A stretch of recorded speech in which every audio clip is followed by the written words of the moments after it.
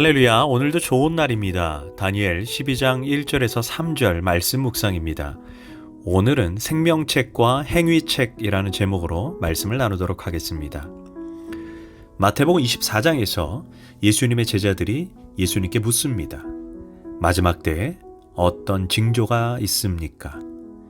예수께서 이르시되 많은 사람이 내 이름으로 와서 이르되 나는 그리스도라 하여 많은 사람을 미혹하리라. 난리와 난리 소문을 듣겠으나 너희는 두려워하지 말라.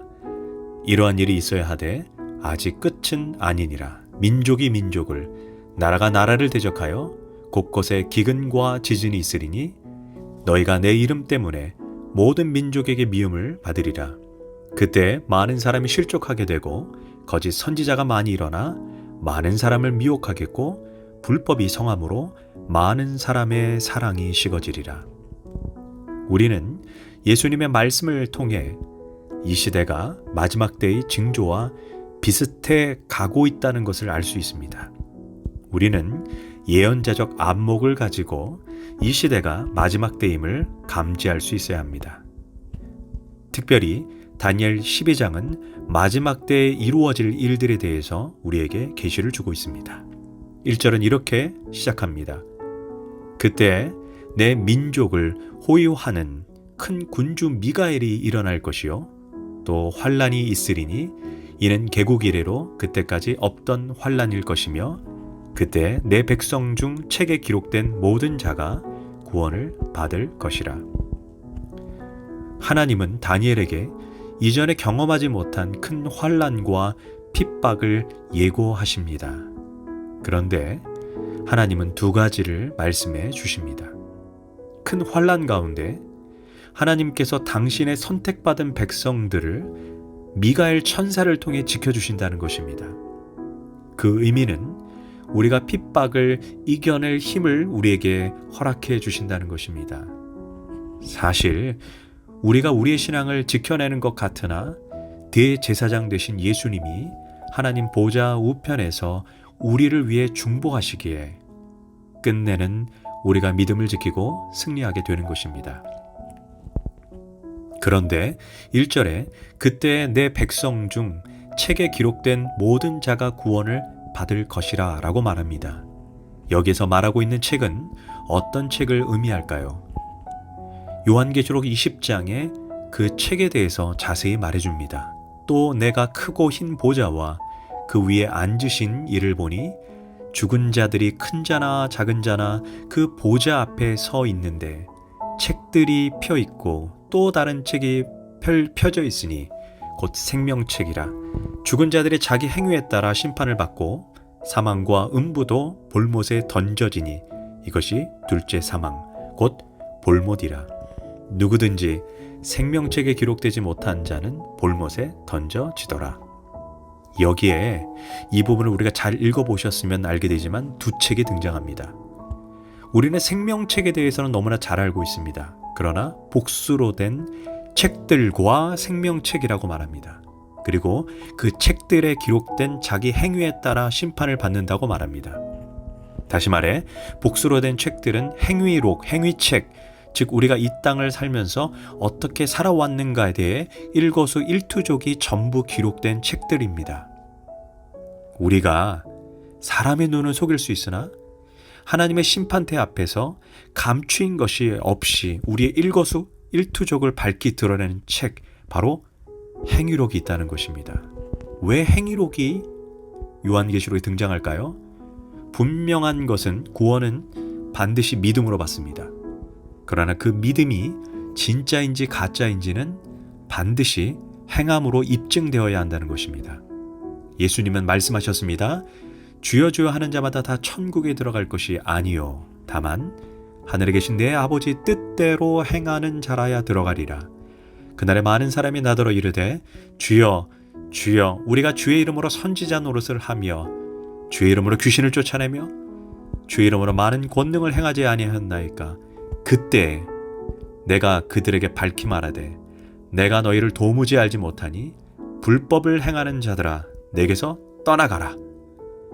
왜 복음을 전하던 선지자들 그리고 축기 사역자들 기적을 행하는 은사사역자들이 심판대 앞에서 구원이 거절되었을까요? 바로 그들의 믿음은 행함으로 입증되지 않았기 때문입니다. 여기에서 불법이라는 단어가 나오고 아버지의 뜻대로 사는 자가 천국에 들어간다는 그 의미에서 이들은 그의 믿음이 행함으로 입증되지 않았던 것이죠. 다시 말해 삶이 따르지 않고 단지 입술로만 신앙생활하는 것은 믿음이 아닙니다.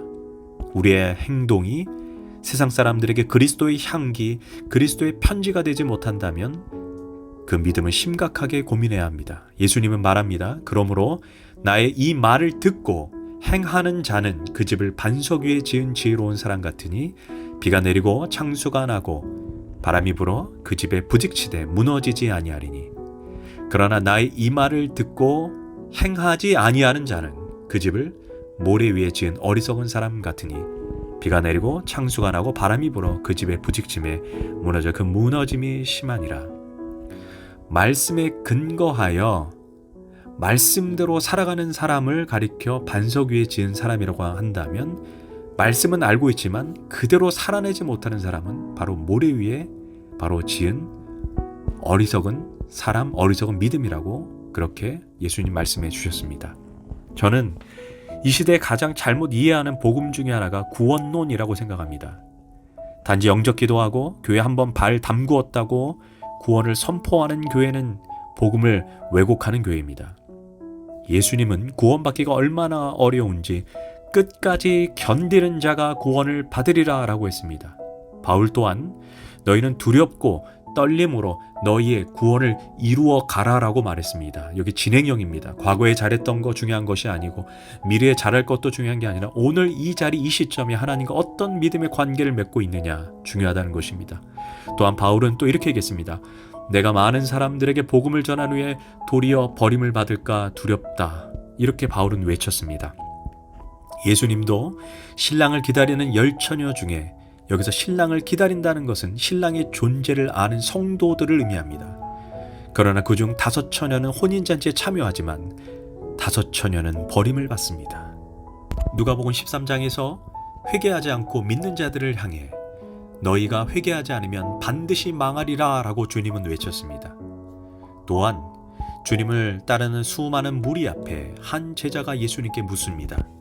주님, 이 장소에 주님의 말씀을 듣는 이 장소에 구원을 받을 만한 사람이 많습니까? 라는 질문에 예수님은 구원을 받는 자는 극히 적다 라고 말하면서 너희가 들어가기를 구하여도 들어가지 못하는 자가 많다라고 말씀하셨습니다. 우리가 놓치지 말아야 하는 것은 행위 구원, 곧 행위로 구원을 받는다는 것은 잘못된 것입니다. 그러나 우리가 놓치지 말아야 하는 것은 믿음으로만 받는 구원도 그 믿음이 진짜인지 가짜인지는 반드시 행함을 통해 입증되어야 한다는 것입니다.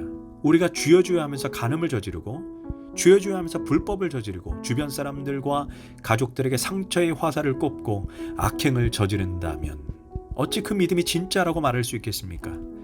그래서 진짜 믿음으로 구원을 받는 사람은 반드시 과거의 옛사람, 예수 믿기 전에 악행, 습관적인 죄를 버리고 새 사람을 반드시 입어야 합니다. 이를 거듭남이라고 말합니다. 그러면서 다니엘 12장 3절은 말합니다. 지혜 있는 자는 궁창의 빛과 같이 빛날 것이요 많은 사람을 옳은 대로 돌아오게 하는 자는 별과 같이 영원토록 빛나리라. 특별히 심판대 앞에서 하나님의 축복을 받는 자들에 대해서 다니엘은 말합니다. 천국에서 별과 같이 빛나는 2부류의 사람에 대해서 말합니다. 바로 지혜 있는 자와 많은 사람을 옳은 대로 돌아오게 하는 자들입니다. 지혜 있는 자들은 어떤 사람일까요? 10절에서 이렇게 말합니다.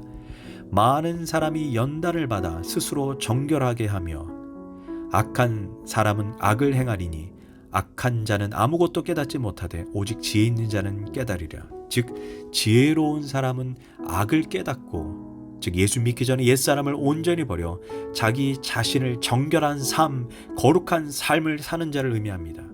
이들에게 마지막 궁창의 별과 같이 빛나게 될 것이라는 것입니다. 또 한 부류의 거룩한 삶을 사는 사람은 바로 전도하는 사람입니다. 바로 사람들을 회개와 믿음의 자리로 올바르게 인도한 그 사람은 영원토록 빛나게 될 것입니다. 기도하겠습니다. 예수님 믿기 전에 옛사람의 습관을 온전히 버리고 예수님의 모습을 닮아가는 성화된 또 새 사람을 입는 진정으로 거듭난 자가 되는 믿음의 사람 되게 하소서. 예수님의 이름으로 기도합니다. 아멘.